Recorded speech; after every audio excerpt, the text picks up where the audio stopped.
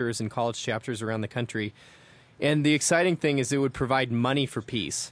We're looking at creating a federal level Department of Peace, and it would give money to Americans who are working to reduce violence in cities around the country. And we're looking at $10 billion.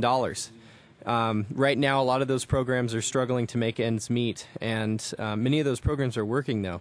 Many of those programs reduce violence, gang violence, domestic violence, school violence by 10, 30, sometimes 50%, but they don't have money. And we're putting money into all these other areas like building F-16s, but unfortunately we have programs that are working well to reduce violence that don't have money. So the Department of Peace gives $10 billion around the country to those programs, and it's just a really amazing piece of legislation. And how does it get that much money? Basically, it takes a rise of people across the country to call their representatives, which is already happening. Over 60 representatives currently support the legislation, and we just need about 100 more, and we can get some action and create this department. So if any of our listeners want to know more about that, where do they go?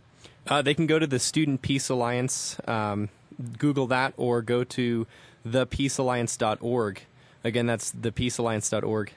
And I believe that there is a Justice Education Office on this campus in Main Hall 214. Is there any information on the Peace Alliance there? Absolutely. You can talk to Professor Byron Plumley or myself anytime. Stop by that office during regular hours, and we can give you information on that. Excellent. And I know that you're also involved in the Human Dignity Week, which is going on right now. And there are flags. I saw 5 different colors of flags in a cross on the quad. Can you tell me a little bit about why they're there and what they represent? Yeah, definitely. Before I talk about the flags, I want to just talk about human dignity for a minute, because that's what the week is all about. Human dignity, to me, is about looking at someone labeled by our government as a terrorist in the same way that I would look at my mother or my brothers and sisters. To me, human dignity is inherent in all people. And if you look closely, all religious beliefs and all spiritual beliefs touch on this teaching. And the idea is that life is sacred. And life is sacred because everybody has an inherent dignity to them. The flags represent different issues that kind of bring out some challenges for us. One is the green flags. That's Sudan. The Sudan right now has genocide, as many of you know, going on, and there's some students on campus, Lucy and Shanice, that have worked to get the university to divest from the companies that are making that situation worse. So students on campus are doing amazing work on that. The other issue is the death penalty, which are the orange flags. It's a real challenge for many to see the dignity in someone who may have committed mass murder, but fortunately, a lot of our wise teachings teach on how we can see those people as human beings and people with soul as well. The next issue is sexual diversity, hate crime deaths. For some people, this isn't such a big deal. For others, they may look at people of various sexual orientation as kind of demonized people, and this is a challenge to see everybody of all sexual orientation as human beings first. The last issue is the Iraq War, and this is all sides: troops, civilians, Saddam Hussein, everybody involved in this terrible tragedy.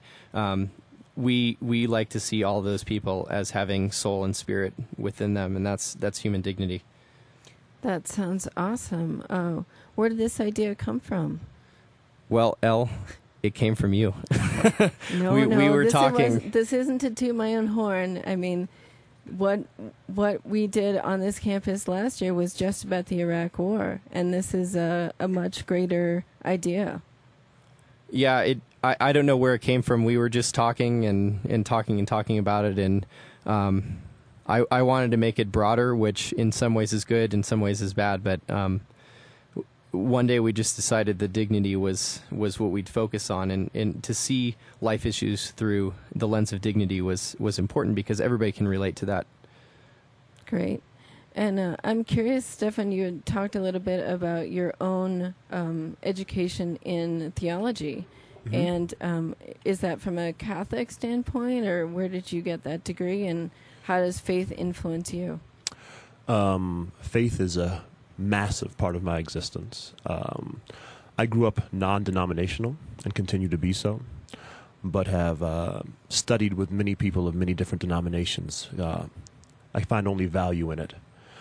And in only listening to like a plurality of voices do we like start to be able to like distill some sort of truth.